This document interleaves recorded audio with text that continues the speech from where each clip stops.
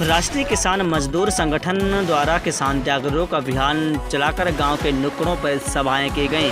जी हां, जनपद लखीमपुर खीरी के गोला गोकरनाथ खीरी में आज आईटी सेल राष्ट्रीय किसान मजदूर संगठन के किसान जागरूकता अभियान में कई गाँव में नुक्कड़ सभाएँ की गईं।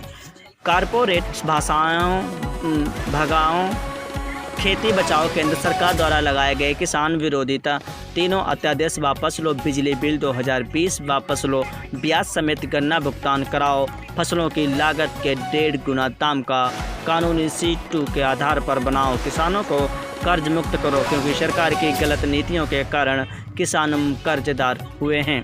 किसानों को जागृत करने के लिए कपराहा, शेरपुर, मुश्किल फार्म आदि कई गाँव में आज नुक्कड़ सभाएँ की गईं। जनपद खीरी की कोरोना वायरस संक्रमण की स्थिति को देखते हुए सामाजिक दूरी बनाकर गांव-गांव किसानों को जागृत किया जा रहा है।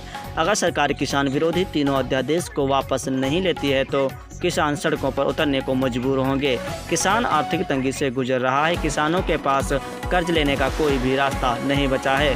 जनपद के गन्ना किसान काफ़ी परेशान हैं। बहुत से किसान के खेतों में बोए गए गन्ने में रोग के कारण गन्ने के खेत सूख रहे हैं, जिससे किसानों का भविष्य और अंधकार में डूबता हुआ दिखाई दे रहा है। भ्रमण के दौरान किसानों ने आर्थिक तंगी से परेशान किसान ने अपनी समस्याएं बताईं। समस्याएं सुनकर सरदार VM सिंह द्वारा किसानों के लिए किए जा रहे महत्वपूर्ण कार्यों को किसानों को बताया गया है।